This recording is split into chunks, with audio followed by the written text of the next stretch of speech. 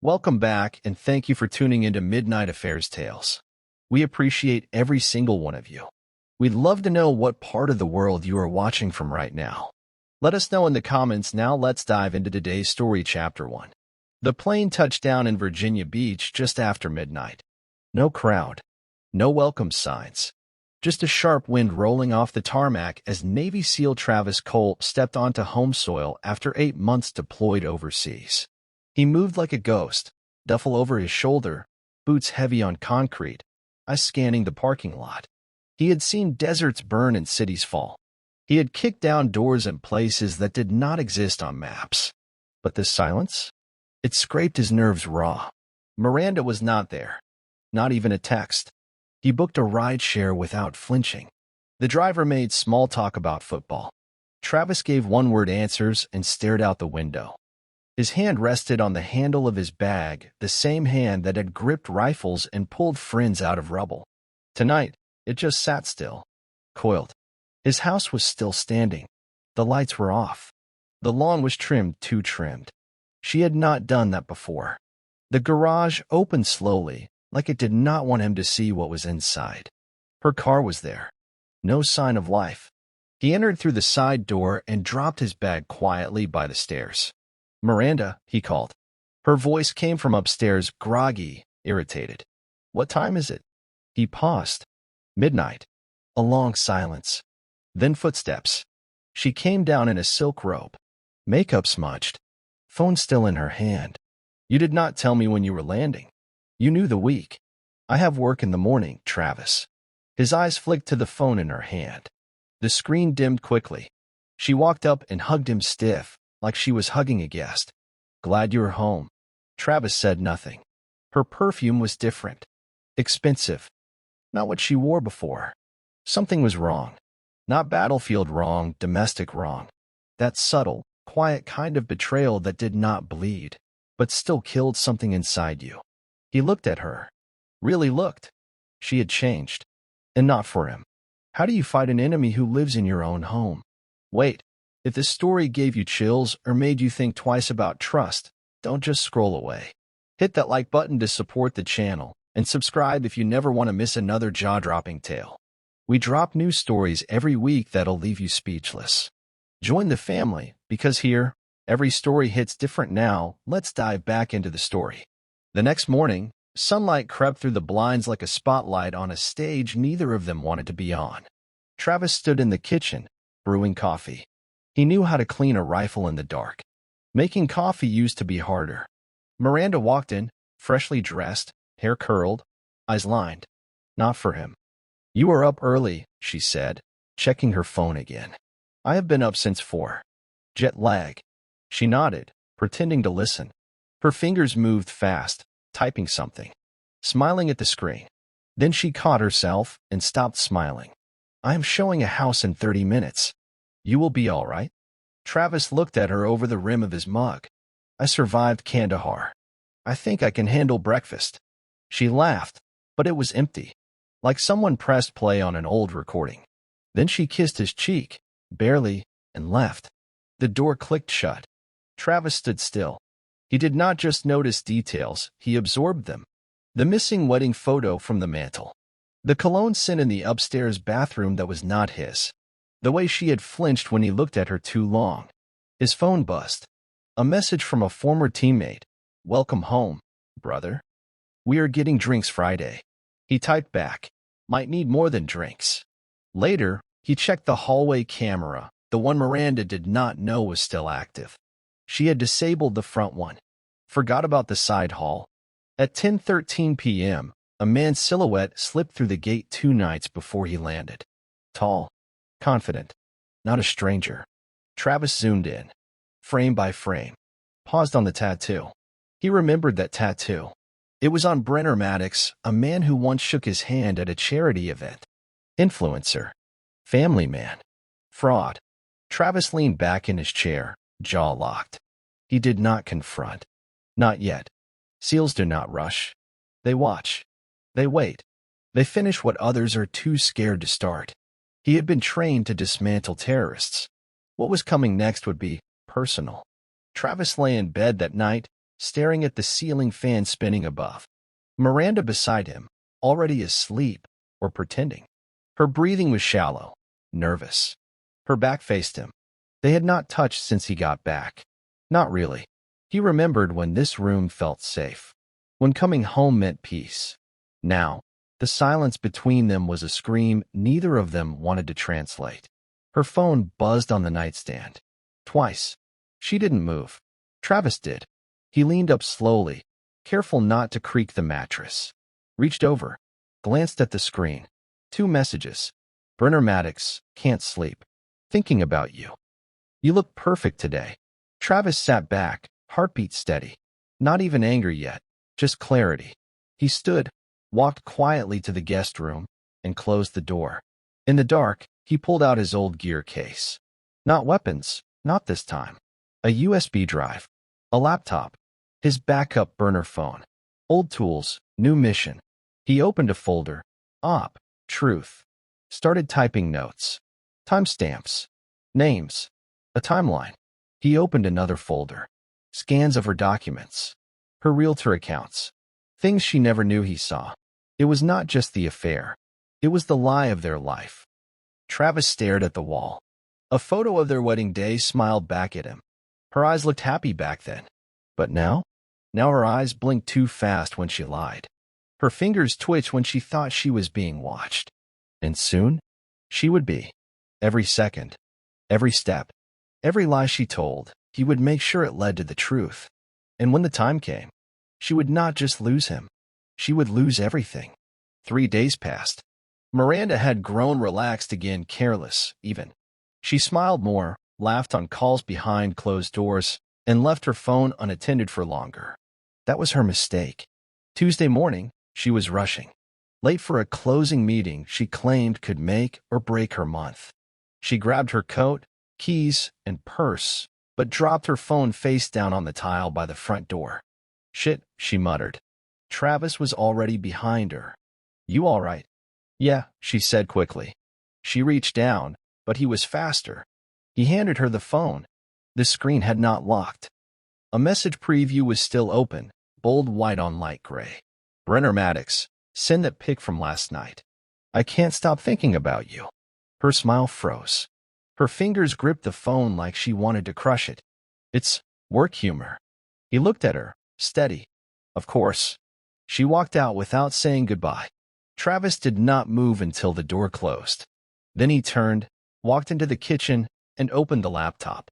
He reviewed the last GPS pings from her car. Every location lined up with hotel stops, not office buildings. The conferences she claimed to attend on weekends, all fake. He pulled up the hotel security feed he hacked 2 nights earlier. Miranda, Brener, together at the rooftop bar. She was smiling in a way he had not seen in years. She touched Brener's chest casually, like she had done it 100 times. Travis paused the screen, zoomed in. The necklace she wore, the one Travis bought her on their anniversary, hung between them like a joke. He closed the laptop, stood quietly, and stared out the window. His jaw tightened. There would be no confrontation. Not yet. What he was building was not just revenge. It was a blueprint. And she had no idea she was laying the bricks herself. He had given her space to lie. Now he was building the trap with her words. Travis waited until she was asleep. By midnight, she was curled on her side, breathing soft, oblivious. Her phone rested under the pillow, but he was not after that anymore. He was after the trail she did not know she was leaving behind. He walked quietly to the garage. In the drawer under the tool bench, sealed in black foam, was a slim GPS tile, military grade, untraceable, battery good for 4 months. The kind of gear civilians never saw. He slid it into the lining of her car's trunk the next morning while she was inside grabbing coffee. It took 6 seconds. By afternoon, he had a live feed on his screen. Her car moved at 10:32 a.m. Not toward the office, but westbound, toward the coast. Travis watched the red dot slow near a boutique hotel. He checked the room registry. No name listed. Just a cash payment. But there was security footage. Miranda. Brener. They were not hiding anymore, at least not from each other. She wore sunglasses, hair tied, laughing. He had his hand on her lower back. Travis sat back in his chair. The room was silent except for the hum of the monitor. He knew this phase. Overconfidence. Affairs had stages. This was the part where liars thought they were clever. That was always their undoing. Travis uploaded the footage to a private vault. Created folders. Labeled each by date and location. This was not about jealousy. It was not about rage. It was about exposure. Controlled. Complete. Public. He did not need to shout to win. He just had to wait for the perfect moment to whisper and let the whole world hear it. The first kill in any mission is made with silence. Friday night, Miranda packed her suitcase in a rush. Red heels. Black dress. 2 changes of lingerie. She barely noticed Travis standing in the doorway. "You heading out?" he asked casually. "Yeah. Real estate retreat in Richmond. I told you, remember?" "You did." She sipped the bag. "I will be back Sunday night." He nodded. "You need anything?" Her eyes flicked toward him, cautious. "No. I am good." She kissed his cheek, barely, and left before he could speak again. Travis waited until her taillights vanished, then grabbed his keys. 2 hours later, he sat 3 cars back in a rain-slick parking lot outside a boutique beachside hotel, not in Richmond. Her GPS said it all. Miranda walked inside with Brener, arm in arm. Travis watched through the windshield, rain ticking like static on the roof. Inside, they checked in at the counter. Brener whispered something in her ear that made her laugh and bite her lip. Like they were teenagers. Like Travis never existed. He recorded everything. 10 minutes later, the lights flicked on in room 214. Curtains opened. For a moment, they were silhouetted in the window, Brener unbuttoning his shirt. Miranda undressing. Travis looked away. Not from pain, but from purpose. He had what he came for. He pulled out a small hard drive, saved the video, backed it up twice. Evidence. Not just of betrayal, but of pattern, of hypocrisy. Brener was no longer just a homewrecker. He was a public figure, a husband, a fraud. Travis started the engine and drove off into the night. Windshield wipers clicked like a metronome, each beat counting down to what was coming next. And when it hit, it would not be private. The weekend getaway was her escape. She had no idea it would become the scene of her undoing. The next morning, the sun cut through the hotel window like a blade. Miranda and Brener emerged from the lobby holding hands, sunglasses on, fake smiles fixed. The same kind of smiles Travis had once believed in. He watched them from across the street, parked in an old pickup he borrowed from a friend. Nothing traced back to him. The windshield was dirty. The world felt quiet. Brener lit a cigarette. Travis noticed the way he leaned into her, not like a man in love, but like one claiming territory. She laughed. Loud. Free. The kind of laugh she had not shared with Travis in years. A man walked by and did a double take. Brener flinched and pulled Miranda closer. She turned her face slightly. Not fear calculation. They were hiding in plain sight. Travis snapped a few photos. High resolution. Time-stamped. Filed. Then he opened his burner phone and searched Brener Maddox's public appearances.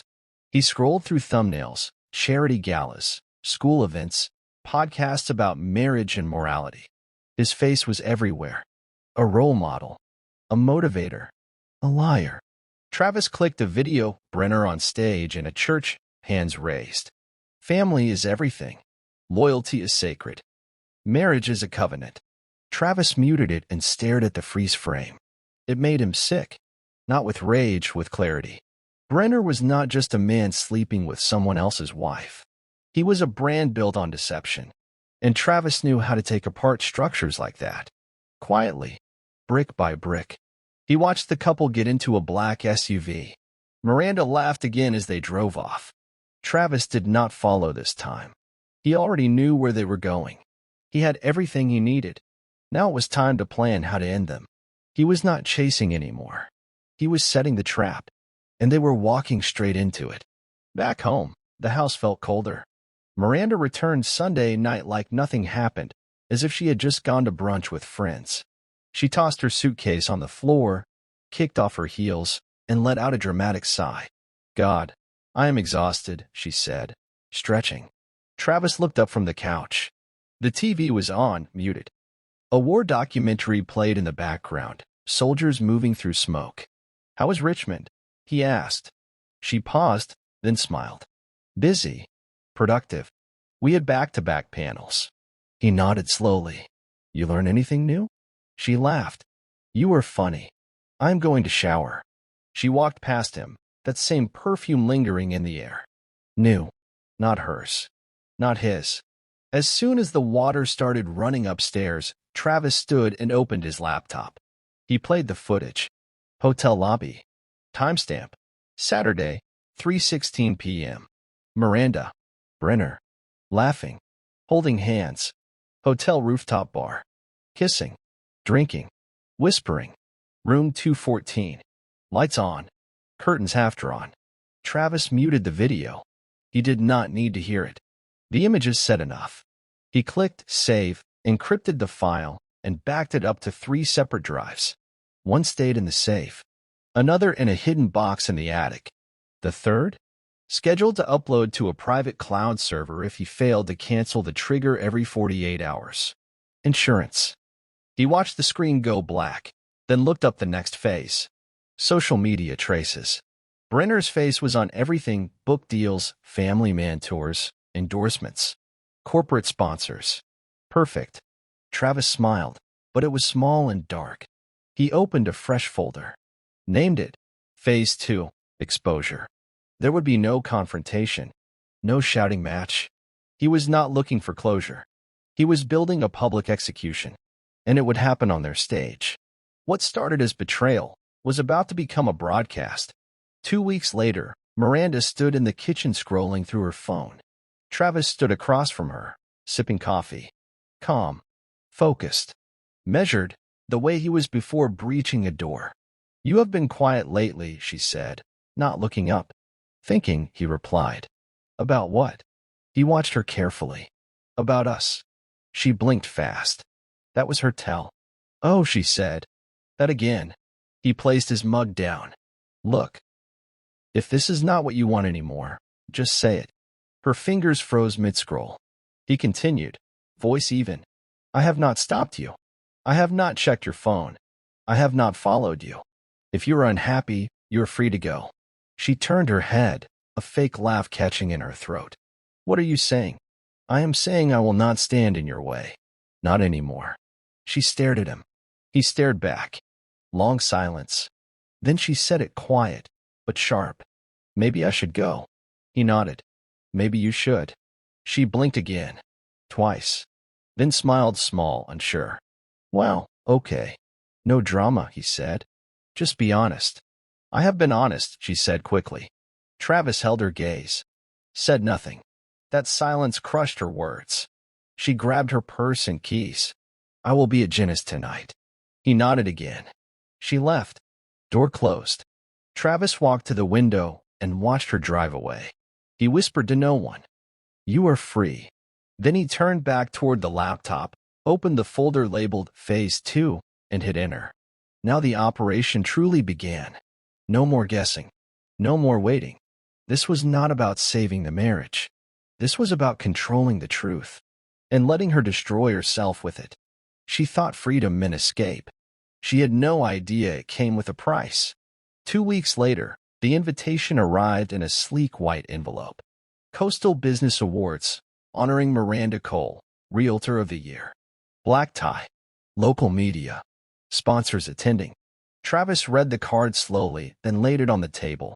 So this was it, her moment. The image she had carefully built. The life she had crafted from polished lies, curated smiles, and edited truths. And now, she was about to be celebrated for it. He opened his laptop. Folder. Phase 2. Exposure. Inside were videos. Voice recordings. Screenshots of messages, real-time GPS logs. Brener's face in hotel mirrors. Miranda's voice whispering promises to a man who was not her husband. He had the truth, and the stage was now being handed to him. He called Xander, his old SEAL contact turned cybersecurity consultant. They had served in Yemen, trusted each other with their lives. You ready? Travis asked. Say the word. I need a full switch. Video override. Awards night. Feed goes live across every screen. Xander chuckled. You sure? Dead sure. Good. Because what you sent me. That man is a walking hypocrisy. The world deserves to see it. Travis paused. Not just him. Your wife, too. Travis's jaw tightened. Especially her. The plan was simple. Miranda's acceptance speech would begin. The screens behind her, meant to show her achievements and testimonials, would glitch. Then switch. Video proof. Audio logs. Infidelity. Lies. All of it. Live. Travis would not need to say a word. He would let the evidence do the speaking. Let karma do the cutting.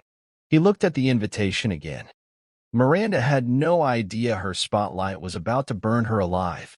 The night before the awards, Miranda was calm. Too calm. She was in front of the mirror, slipping into a satin dress. Her makeup was perfect, her hair curled, her necklace polished. The same one Travis bought her years ago. He stood in the doorway. You look like someone who got everything she wanted, he said. She glanced at him through the mirror. I earned it. He nodded. Sure you did. She turned. Travis, I know things have been distant, but this event is important. Try not to be bitter tonight. Bitter. Just let me have this. Without attitude. He gave a smile that never reached his eyes. No attitude. I will be there. Right up front. She gave him a quick, uncertain look. Really? Of course. Would not miss your big moment. Later that night, Travis met Xander in a parking garage near the venue. The tech van was ready. Equipment wired. One signal, one button, and the live feed would change. You sure you want this public? Xander asked, fingers on the keyboard. Miranda and Brener built this mask in public. They do not get to fall in private. Xander nodded. All right then. Showtime. Inside the venue, people gathered, city officials, media teams, local business heads. Miranda glowed under lights, posing for cameras, laughing with councilwomen.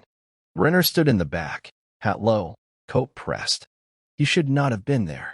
But he was addicted to watching her shine. He believed he was untouchable. Travis entered, quiet and unnoticed. He found his seat. Front row. Camera crew started rolling. The host took the stage.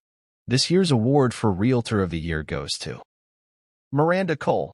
Applause. Miranda walked to the stage, heels clicking, eyes glowing. Travis folded his hands. Calm. Patient. The screen behind her flickered. Once. Then again. Time slowed. Xander's finger hovered over the trigger. Then. He pressed it. The crowd clapped as Miranda stepped up to the mic. She smiled wide, blinking under the bright lights. Thank you all. I am truly honored to be recognized. The screen behind her twitched again. Then cut. The video feed flipped to black. People murmured. Then, the first image appeared. A hotel hallway. Miranda entering room 214 with Brener. Time-stamped. Clear. Gasps. Miranda froze. What? The screen shifted again. Text messages appeared, sliding in one by one. Brener Maddox. I wish I could fall asleep beside you every night. He does not deserve you. Miranda Cole. He is just numb. You see me. Only you. The room fell silent. Then the next clip, a close-up of Brener kissing her neck on the rooftop bar. Her hand on his chest. Her voice saying, let them believe what they want. He will never find out. Miranda stumbled back from the mic. No. Turn it off. This is not. But it kept playing. A news anchor whispered, is this live? Cameras zoomed in. Phones lifted. People started recording. In the back, Brener turned and walked out fast. A woman screamed, that's him. That is Brener Maddox. Miranda's cheeks drained of color. Who did this? Travis sat still, emotionless, watching her unravel. The final frame froze on the screen. Miranda Cole, realtor. Wife. Liar. Silence choked the room. The host awkwardly reached for the mic. We apologize for technical difficulties. Miranda was already gone, heels echoing down the hallway as she fled out the back door. But the damage? It was already done. Sponsors pulled out by morning. Clients canceled. She was trending on every platform by sunrise. Hashtag double life queen, hashtag scandal Cole, hashtag Brener exposed. Travis never said a word. He just watched. The truth had finally spoken for him. By the next morning, Miranda's career was in freefall. Her inbox was a battlefield. Sponsors pulling out, clients demanding answers, her brokerage freezing her listings until the matter is reviewed. Her phone buzzed with news alerts and tabloid headlines. Local realtor exposed in public infidelity scandal. Motivational speaker Brener involved in secret affair. Family man? Not anymore. Her face was everywhere, not smiling this time, but crying, running, collapsing off a stage. She sat at the kitchen table, eyes hollow, phone face down. Makeup smeared from the night before. Her voice hoarse from screaming. Travis walked in, dressed in a plain gray tee and jeans. Calm. Steady. She looked up like she saw a ghost. You did this to me, she hissed. He said nothing. Just poured coffee. Sat across from her. You humiliated me in front of everyone, she continued, voice shaking. I told you, he said, staring straight through her. You were free to go. She slammed her palm on the table. Not like that. Not like this. He leaned in. You chose the lie. I just chose to stop protecting it. Her mouth opened, then closed. Do you know what people are saying about me? She whispered. They are calling me names. I'm a joke now. Travis nodded slowly. Because the mask is off, and people do not like being lied to. She stood up. I will fix this. I have PR contacts.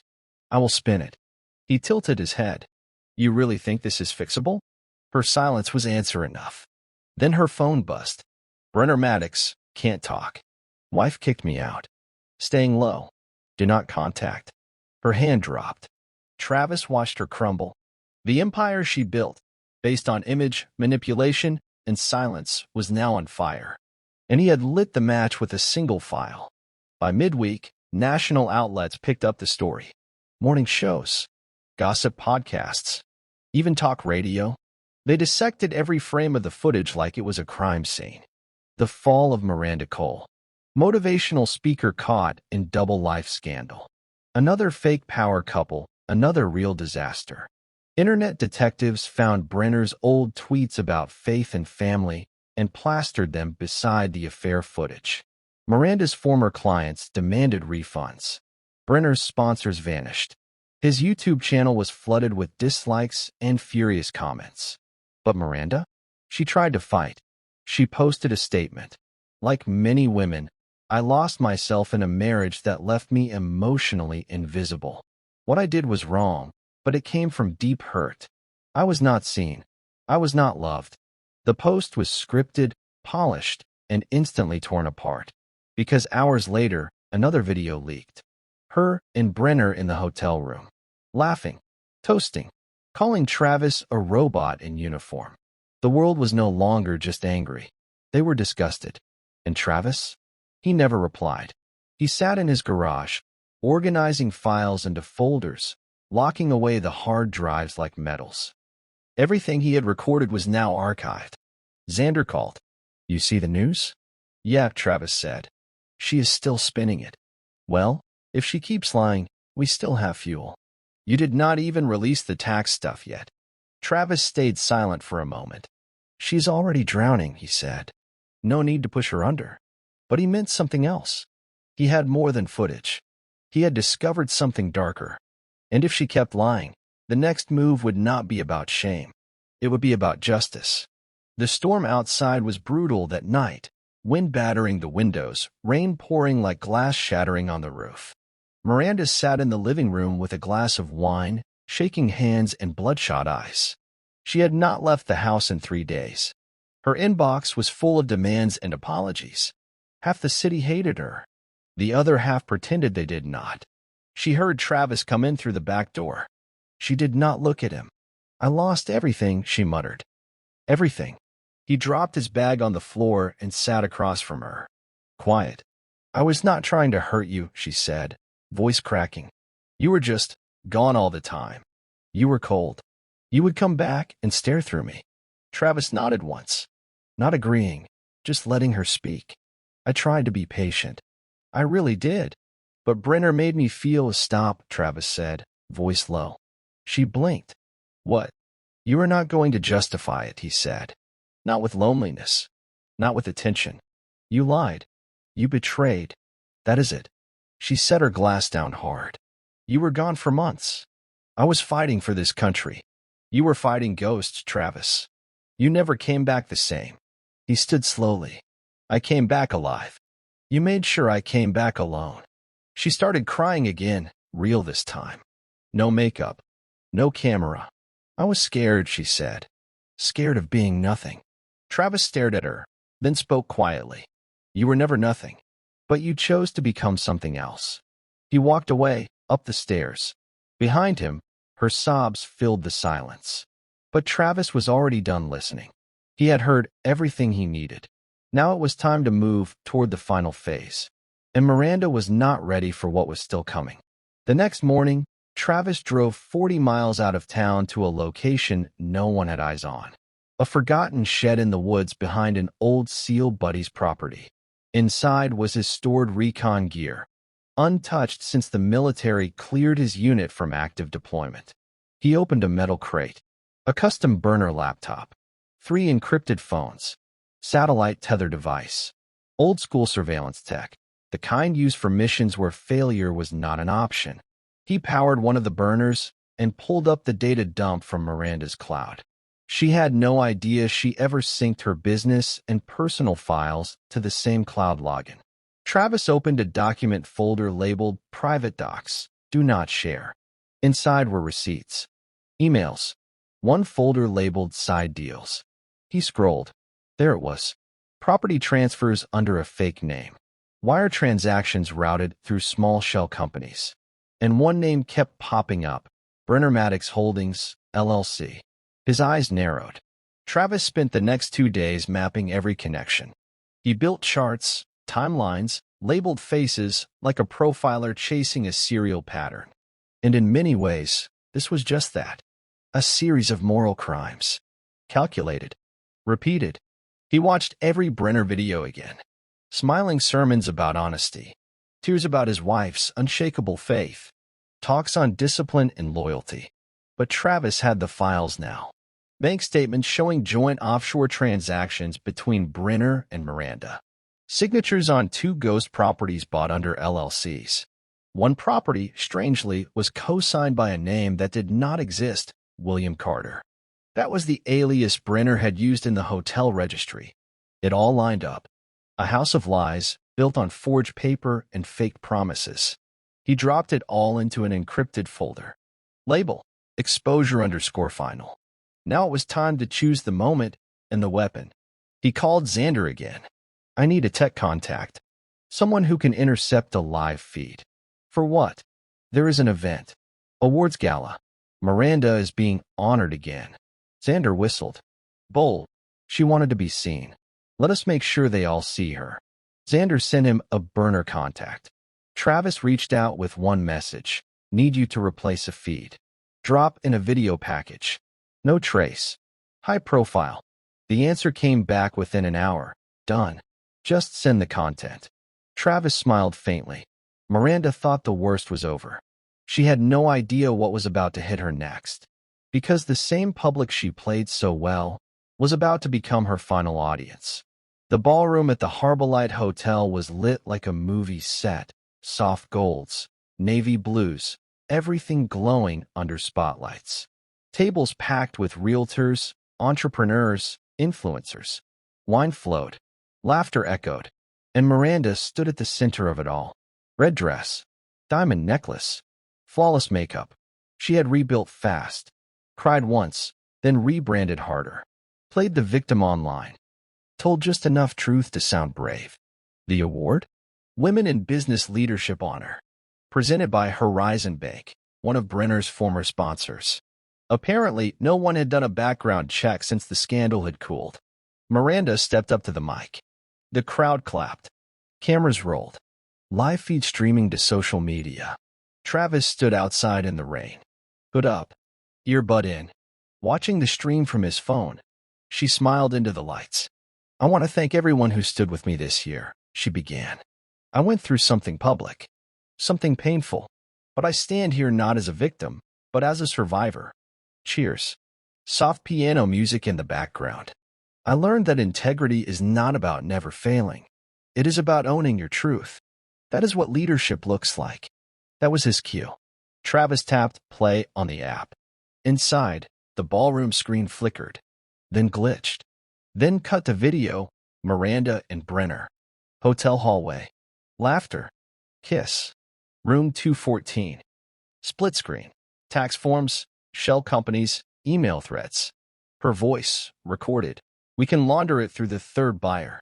Nobody checks LLCs that small." The room fell silent. Gasps. One woman dropped her wine glass. Miranda froze mid-sentence. The lights still on her. The truth still rolling. And Travis, outside, said just 3 words to himself. "Now, it begins." Miranda stood frozen beneath the spotlight, her mouth slightly open as the footage continued to play behind her. Her own voice echoed through the speakers, bold, confident, criminal. On screen, "It will move clean through the holding company. Horizon will never know." The crowd was still. Then, a ripple of reaction. One woman gasped. A man in a blazer muttered, "Jesus Christ." Phones came out. Cameras pointed. Someone was already live-streaming the chaos. The event coordinator tried to cut the feed, but it was too late. The room had already seen it. The internet had already taken it. Miranda stumbled back from the podium, whispering, "Cut it off. Turn it off." No one moved. A reporter near the front stood up. "Miranda, is that your voice on those recordings?" Miranda's face broke. "That video is fake. It is edited. This is a setup." But the file was timestamped. Raw. Undeniable.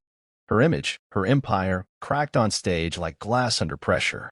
Travis watched it all from a nearby rooftop in the rain. Earbuds still in, but still up. He saw her expression. The moment her mask finally slipped in public, no one could unsee it, and she knew it. She ran off stage. Behind her, the room erupted in noise, not applause, not cheers. Questions, cameras, accusations. The kind of storm she had no filter to hide from anymore. Travis walked away, the city lights behind him. Calm. It was only phase 3, and he still had more to release. The morning after the gala, Travis's inbox was full. News alerts, Reddit threads, YouTube clips. Hashtag Miranda Cole scandal was trending across platforms. TikTok edits of the reveal video were everywhere. People compared her to politicians, cult leaders, scam artists. Sponsors sent out public statements. Horizon Bank. Effective immediately, all association with Ms. Cole has been terminated. Her brokerage issued a press release. "We are launching a full internal investigation into Ms. Cole's financial activities." Travis turned off the screen and poured coffee like it was any other morning. But it was not. This was fallout, and it was only just beginning. His phone buzzed. "Xander, just got word. Her accounts are being audited." IRS picked up the trail fast. "And Travis, Brener is panicking." Travis smiled faintly. "Good. Think he will flip?" "Eventually." He hung up, then checked the drive. Everything was still in place. Copies secured in 3 physical locations and 2 off-site backups. Miranda was quiet now. No posts, no statements, no interviews. She was hiding. And Brener? He posted a shaky video on his personal blog. Eyes bloodshot, face pale. "I just want to say, I made mistakes. Things got complicated. I was manipulated. The comments were brutal." Travis did not respond. He simply archived the video, more proof of the lie folding in on itself. By nightfall, he had one more update. Xander texted, "Feds are circling. Looks like someone inside filed a complaint." Travis stared at the message. She was no longer fighting him. Now she was fighting something bigger. And the ground under her feet? It was vanishing fast. By the end of the week, a full media storm had taken hold. Miranda's face was on every platform, not as a mogul, but as a cautionary tale. Talk shows debated her downfall. Was it greed? Pride? A toxic mix of ambition and secrecy? Even those who once supported her now distanced themselves. Her inner circle vanished. Business partners deleted photos. Friends blocked her account. She had become radioactive. Travis sat in the garage late one night, watching a podcast where 3 commentators dissected the scandal. She manipulated the system, one said. Straight-up corruption, another added. She even played the victim card. It is classic sociopathic PR behavior. Travis said nothing, just watched. Then another segment aired, an interview with a woman named Cara, Brener's wife. Tired eyes, nervous hands. But her voice? Strong. I stood by him. I believed in the image he sold. But behind the curtain, I found bank statements, secret messages, and silence where there should have been truth. The host leaned in. Are you filing for divorce? She nodded once. Already have. Travis leaned forward. This was not part of his plan. This was karma moving on its own. And it was not done. The final blow had not yet landed, because Miranda was still clinging to denial. But soon, she would be forced to face something even worse than public shame. Legal judgment. And Travis had one more card left to play. It had been 5 days since the video bombshell. Travis spent most of those days offline, silent, letting the chaos unfold without interference. The damage was done, and for the first time in a long time, he felt still. But karma has a longer reach than most people expect. On a rainy Thursday morning, he opened his mailbox. One white envelope stood out. No return address. Just his name in clean, centered type. He opened it. Summons. Petition for defamation. Filed by Miranda Cole. His eyes narrowed. Inside was a second document, a personal affidavit. In it, Miranda claimed she was emotionally abused, manipulated, and surveilled by Travis. She accused him of being controlling, paranoid, and militarized in conflict behavior. She was alleging psychological warfare. Travis lowered the pages slowly. She was flipping the narrative. He placed the papers on the counter and walked outside. The rain soaked through his hoodie. He did not move. Not until his phone buzzed. It was Xander. You see the papers? Yes. She lawyered up. She is claiming the footage was deep-faked and that you stalked her. Travis let out a slow breath. She is panicking. No, Xander said. She is fighting dirty. Travis looked down at his hands. They were steady, not shaking, not surprised. I knew she might try this, he said. What now? Travis stepped back inside. Now, the war was not public. It was legal. And in court, facts still win, especially when you have more than they think you do. Travis sat across from his attorney, Richard Lane, ex-military JAG, now private practice. Sharp mind. No fluff. She is alleging psychological control, Richard said, flipping through the paperwork. Claims you used military tactics to manipulate her. Travis stayed still. And most of it is emotional language. No forensic evidence. But here's the part that matters. She's trying to paint you as unstable. She wants to make me the villain. Exactly. She wants to invalidate everything before the feds can step in. Travis leaned forward. Can we counter? We already are, Richard said.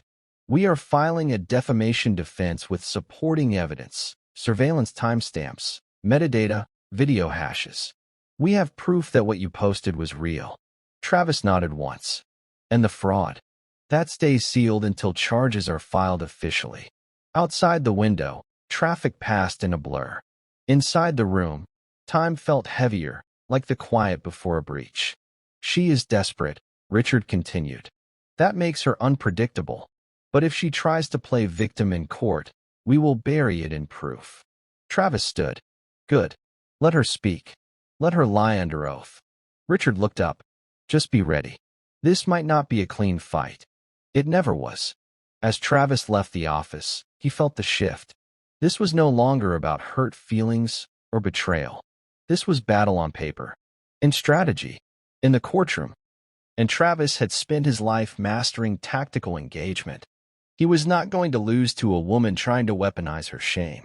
especially when he had not fired the first shot. That night, Travis opened a drive he had not touched in weeks. Inside, emails Miranda had sent to a local developer, dated 6 months before the affair went public. In them, she discussed partnering on off-market deals and sheltering cash flows discreetly. Travis had always assumed her affair with Brener was personal. Now he saw it was a business move too. Miranda was using the relationship as cover. She had built the entire affair into her real estate hustle, using charm, connection, and access. And now, she was trying to erase it all with the courtroom narrative. He opened a secure line to Xander. "I need everything backed up, court-ready. And send a packet to the feds."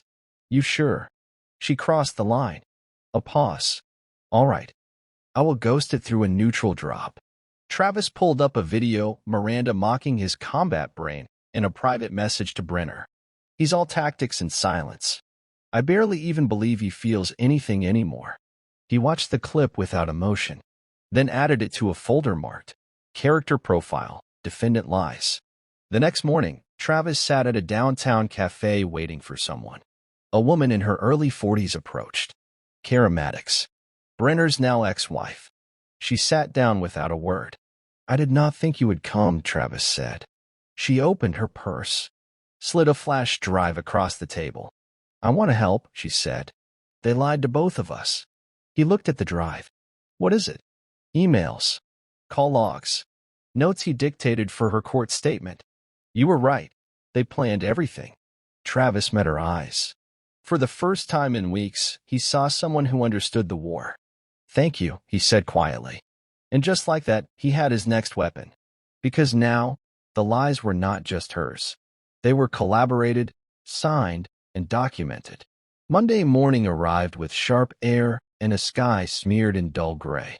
Travis stood in the hallway of the federal building, file in hand, a sealed packet of digital evidence, signed off by Richard and ghost submitted through Cara statement. Across from him, a female agent appeared.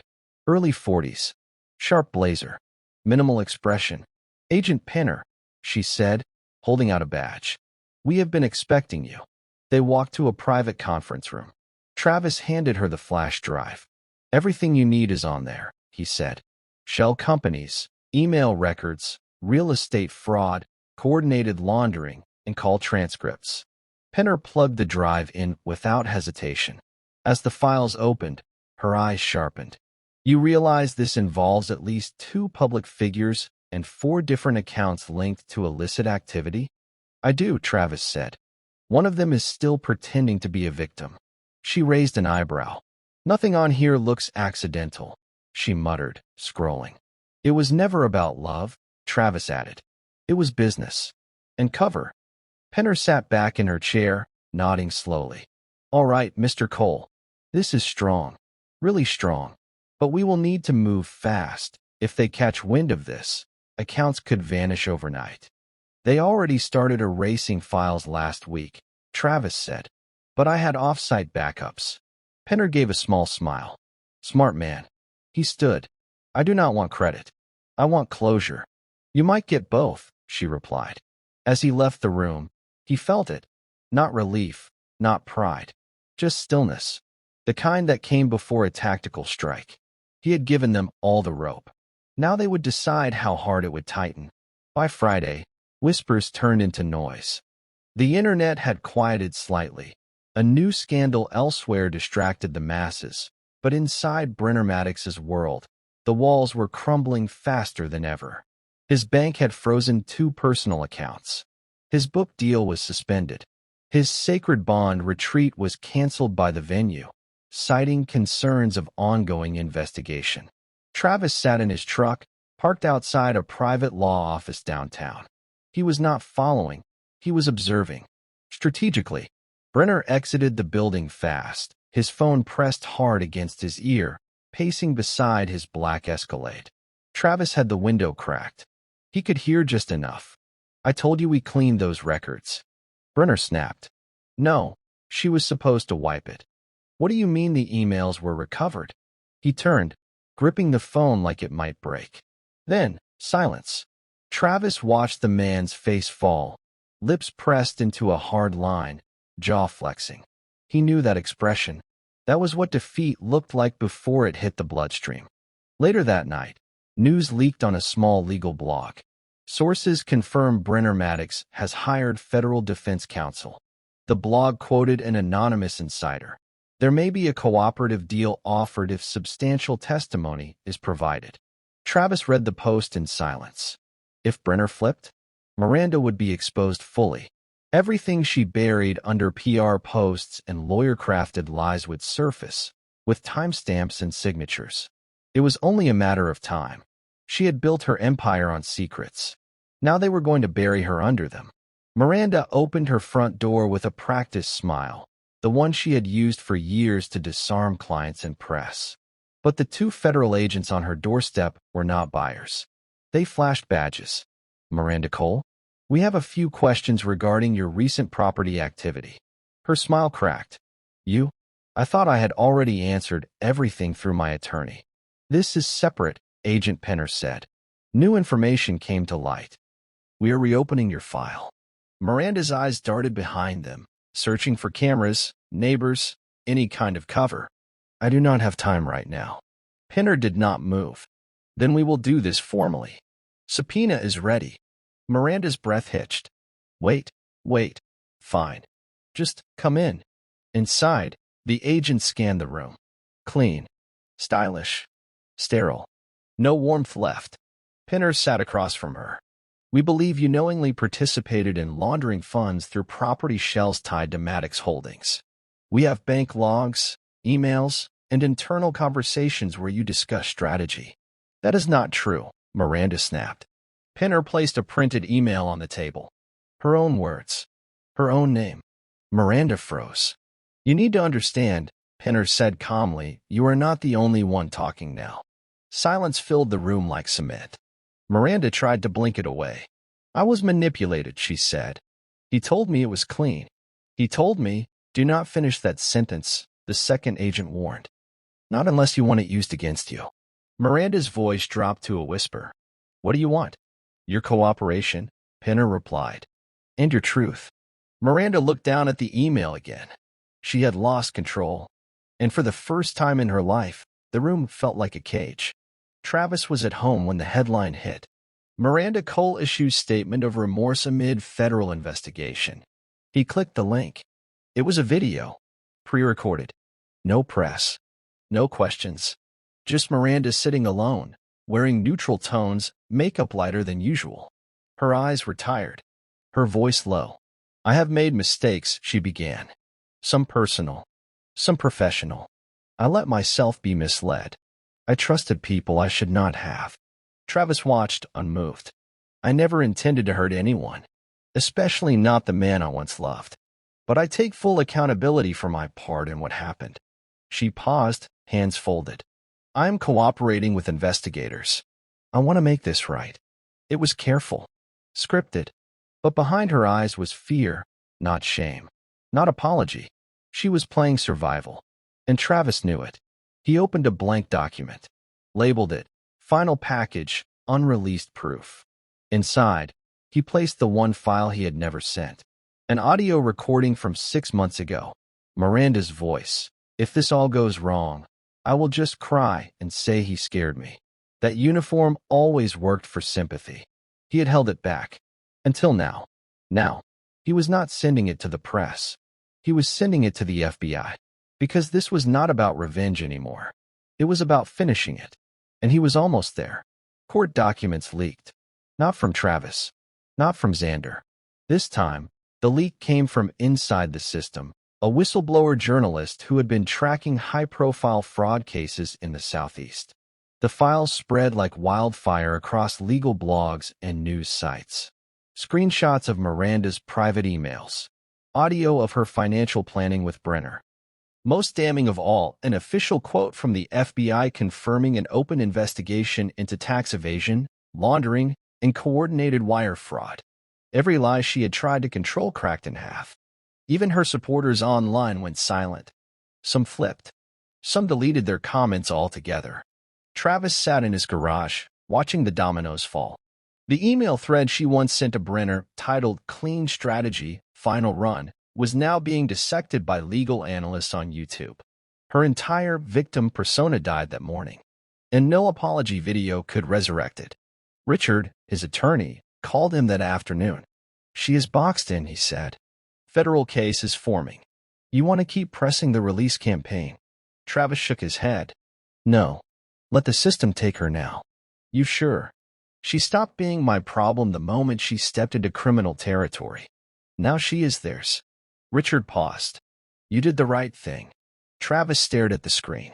"I did the necessary thing. And that made all the difference." By midweek, another twist detonated across the news cycle.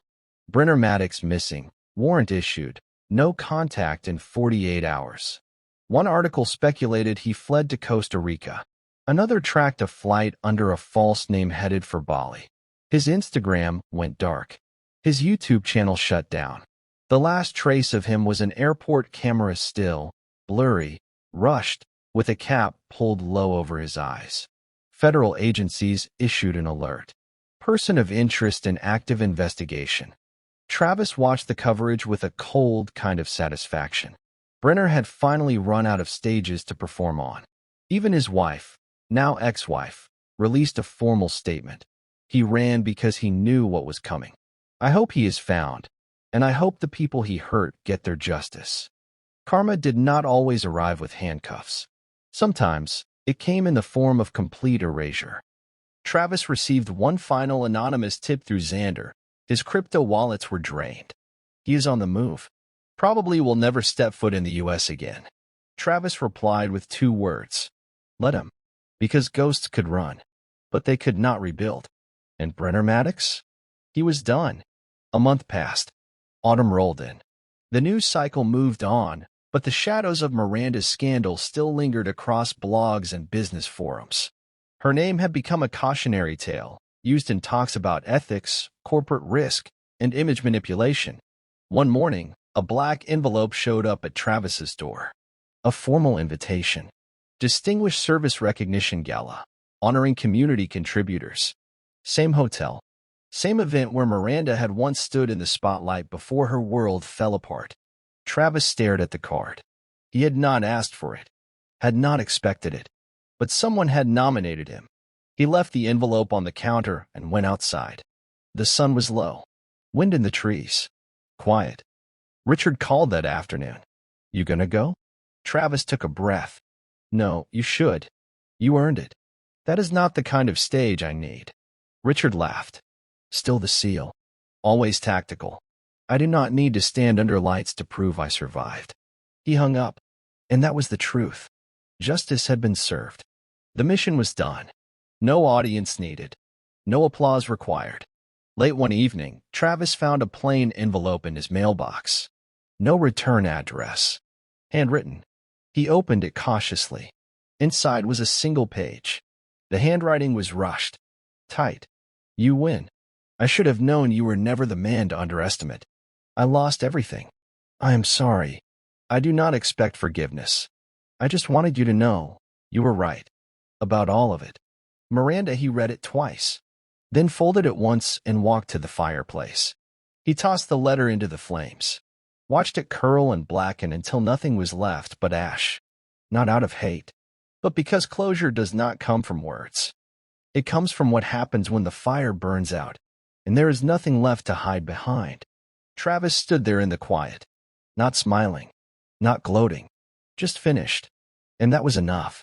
The cabin was quiet, not silent in the cold way his house used to be. This was true quiet, the kind that came from nature, not avoidance. Travis stood on the back deck with a mug of black coffee, steam rising into crisp morning air.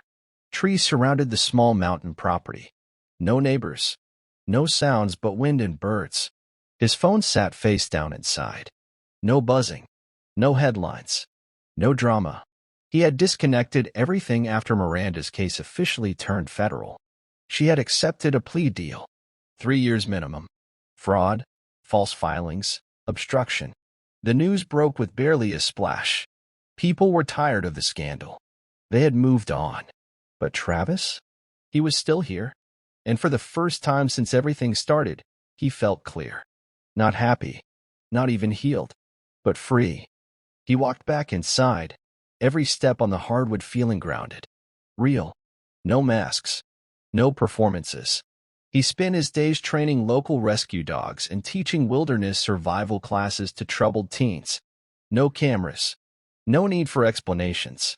That life, the one she destroyed, he did not want it back. This was something new. Something earned. The knock came late on a Tuesday. Travis opened the door cautiously, not expecting anyone. A woman stood outside. Blonde hair pulled back, wool coat tied around her. Mid-30s. Nervous energy. "I am Claire," she said. "I work with the Frontline Honor Journal.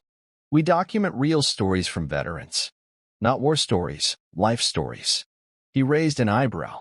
"I do not do interviews." "I know, but this was sent to me." She held up a flash drive. He took it. No label. Just a black shell. He studied her. "Who gave you this?" She hesitated. "Someone who wanted you to tell it yourself, before someone else does." "Why me?" "Because you did what most people talk about, but never follow through on. You stood your ground. Quietly. Strategically. And when you exposed the truth, you did not ask for fame. You just walked away."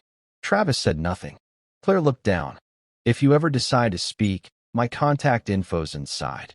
She left the flash drive on the table and walked away. He stood at the door for a long moment before closing it slowly. Something in his gut shifted. He walked over to the table, picked up the flash drive, and wondered what was on it. That night, Travis plugged the flash drive into an offline laptop. It opened automatically, a single video file. He clicked play. It was footage from a deposition room. Cara, Brener's ex-wife. Clear voice. Full testimony. "I want this on record. I helped Travis Cole because I was lied to for years. I saw him torn apart online while the real manipulators played innocent.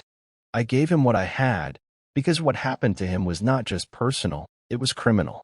The camera zoomed slightly as she continued. "There are too many men like Travis who stay silent, who let their reputations get destroyed because they think they have to take the high road. Well, this time, the high road had teeth, and it bit back." She looked straight at the lens. "If you are watching this, Travis, I hope you know you are not the villain. You are the proof that not all silence is weakness. Sometimes, silence is strategy." Travis stared at the screen long after the video ended. Not with pride, but with acknowledgement. Someone had seen the truth. And finally, someone said it out loud. Months later, Travis stood at the edge of the Atlantic, boots in the sand. Same spot where he had proposed to Miranda years ago. Back then, the tide had felt like promise. Now, it just felt clean. The wind tugged at his jacket. Gulls cut across the sky. He closed his eyes and listened. No words. No war. No weight. Just water. He reached into his pocket and pulled out the last photo he had kept, the wedding day picture. He stared at it. No anger anymore. Just acceptance. Then he let it go. The wind took it. The ocean swallowed it whole. He did not flinch, because this was not a moment of regret. It was a final release. He turned and walked back toward his truck. No one waiting for him. No one watching. But this time, he was not walking away from anything. He was walking toward peace. And peace? That was the real revenge. The first snow came early that year. Travis stood at the edge of the pine clearing, axe over his shoulder, stacking firewood with slow, deliberate movements. The rhythm calmed him. It always had. Control. Focus. Purpose. He had not heard Miranda's name in weeks. No headlines. No updates. She had faded into the background, just another fallen figure swallowed by her own lies. Travis did not gloat. He did not need to. Justice, when done right, speaks louder in silence than a million accusations shouted into the void. That night, he sat by the fire, sipping black coffee. No alcohol. No meds. Just warmth and peace. His hands, once calloused by war and betrayal, were still. No tremble. No twitch. And in that moment, for the first time in years, he felt something rare. Not pride. Not victory. Stillness. And that was enough. The mic clicked on. Travis sat at the edge of his workbench, speaking into a basic USB recorder. No podcast setup. No lights. Just truth. I never planned to tell this story, he began. But if you were listening to this, it means you needed to hear it. He paused. This is not a story about heartbreak. It is not about infidelity. This is about clarity, about control, about what happens when you stop waiting for someone else to give you peace. He leaned forward. I was married to someone who looked like she loved me. But love without loyalty is just performance.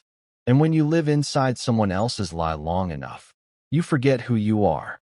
Another pause. But I remembered. He told the story simply. Not the scandal, not the press version, but the personal version. His experience. His choices. His silence. I never needed revenge, he said. I needed reality. He ended the recording with one line.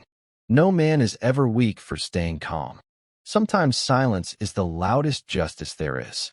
He saved the file, labeled it truth_final_voice.mp3, and that was the last time he ever spoke on it. Travis did not attend the sentencing hearing. Miranda was formally charged and sentenced to 3.5 years federal time, with 9 months supervised release. Her lawyer tried to push for house arrest, but the court had already seen everything. The fraud, the forged records, the video of her mocking Travis's trauma like it was a punchline. The judge called it a carefully constructed betrayal for personal and financial gain. Public interest had died down by then, but justice was not about attention. Travis received a letter from the prosecutor. Mr. Cole, your cooperation helped establish a timeline we otherwise could not have proven. You did not just reveal the truth, you upheld it. He folded the letter once and filed it away. Not out of pride, but out of discipline. He did not need the world to clap. He just needed to know he did not let her define him. Nearly a year later, Travis returned to the beach. Same spot. New season. No photo this time. No ghosts. He stood barefoot in the sand, waves rushing in slow. His phone buzzed, a message from Cara. Hope you're doing well. I heard the journal ran your story. It deserved to be told. He typed back. Thank you. Hope you're well too. Then he turned his phone off, tossed it into the passenger seat, and stood there, just a man, no labels, no pain chasing him. A man who had been broken, betrayed, and buried in lies, but who never lost himself. Travis Cole had walked through the fire, and he came out cleaner than the ones who lit it. The tide rose once more, and this time it carried nothing with it. The sun filtered through pine branches as Travis chopped the last of the firewood for winter. Each swing of the axe was clean, methodical, not rushed, not angry, just routine. That was what peace looked like now. When he returned inside, he saw the blinking notification on the cabin's old laptop. One new message. Subject, unopened file, from Xander. He clicked it. The message was simple. Found this in a deep drive backup from the early days. Thought you might want to see what they said about you, back before the mask fell. Your call. Attached was a video. Travis hesitated for a long time before opening it. The screen flickered to life, grainy cell footage of Miranda and Brener in a hotel room, unaware they were being recorded by a third party during their early planning stages. Brener poured wine. Miranda leaned back on the bed, laughing. I still do not think you will ever say a word, she said. Brener nodded. Military types never do. Honor and silence. That is the shield. Miranda shrugged. Then we will just keep playing it safe. If it ever gets messy, he is the perfect scapegoat. Travis froze. She had not just betrayed him. She had designed it. Calculated his silence as her protection. Used his nature against him. He stared at the screen a moment longer, then deleted the file without saving it. He did not need proof anymore. He had already won. Because the man she once thought was too silent to fight back had burned her kingdom to the ground without ever raising his voice. Another visit to the coast. But this time, Travis was not alone. The wind rolled in gently, and beside him stood a group of young men, all veterans from the trauma recovery program he had helped start 6 months ago. One of them, Jacob, looked out over the waves and said quietly, "Feels strange." I used to come here when I felt like I was about to fall apart. Travis nodded. That is why it is the right place to start putting yourself back together. The guys were quiet for a moment. Then another spoke up. You were the one they wrote that article about, right? The Navy SEAL whose wife tried to ruin him. Travis looked at him. Calm. Steady. Yes. What happened to her? Truth caught up. The answer landed heavy, but the conversation did not stay there. Travis guided them back to breathing techniques, grounding drills, and physical balance work. They laughed. They listened. They opened up. And slowly, without trying, they began to heal. Just like you did. He watched them walk the sand, some barefoot, some quiet, all of them carrying something invisible. But not alone. Not anymore. As the tide came in, Travis stayed behind for a moment. Looked out at the horizon. No anger left. Nowhere to plan. Just an ocean full of silence. And this time, it sounded like peace. The cabin glowed orange in the late-day sun. Inside, Travis sat at the table with a fresh cup of coffee and an old photo album. He flipped through pages of things that used to matter. Military ceremonies. Wedding photos. Smiles that were real once, or at least seemed like they were.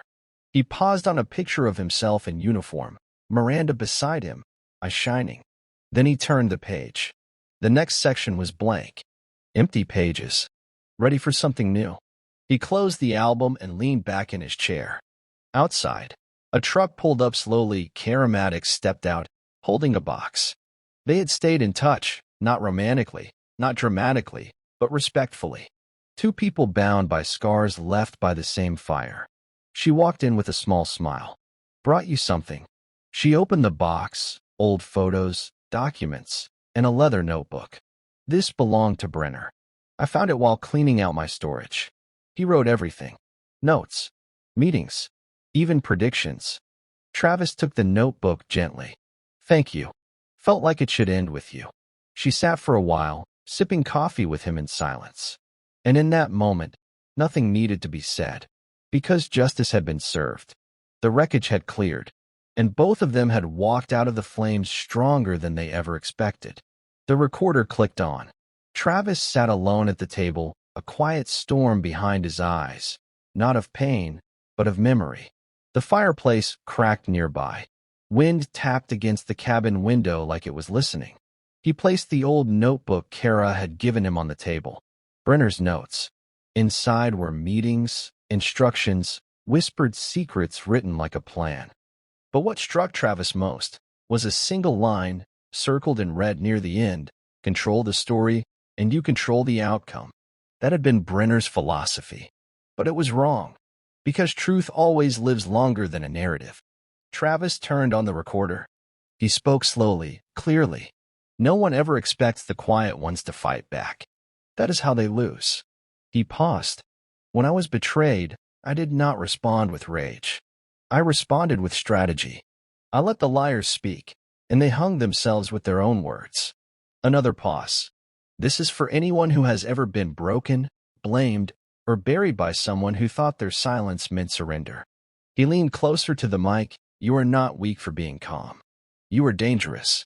Because patience builds power. He stopped the recording. Labeled the file, the final word. Then he uploaded it, not to go viral, not to trend, but to remind the world that truth, once spoken, can never be erased. Spring came early that year.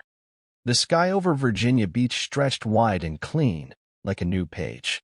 Travis stood by the water, hands in his pockets, eyes calm. His cabin stood behind him, no longer a hideaway, but a home, a real one.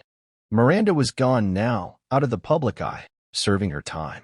Brener remained missing, a ghost with no audience left to clap for him. And Travis? He never needed revenge to look like punishment. Revenge was her silence, his peace. Justice was knowing he had taken everything they thought he could never touch, their image, their control, their illusion. He stepped into the tide, boots sinking into wet sand. Behind him, life had started over. Not with noise, but with clarity. Cara still called sometimes. The veterans program was growing. The silence that once haunted him now healed others. He had become more than what she tried to destroy. He had become proof. Proof that strength is not in how loud you fight, but how long you endure before making your move. He looked up at the horizon. The sky was endless. And for the first time in years, so was his future. Before you go, let me ask you something straight from the heart. Have you ever trusted someone so deeply, only to realize they were the weapon aimed at your back? Because if you felt something while watching this story, if you saw yourself in Travis, or if you just believe that truth still matters in a world full of performance, then I want to hear from you in the comments. Where are you watching from? Drop your city or country below. I read every one. And hey, if this story made you feel something, like, subscribe, and hit that bell, not because I told you to, but because you never know which next thriller or revenge story might hit you even harder than this one. I will see you in the next one. Until then, stay sharp, stay solid, and always watch the quiet ones. Take care.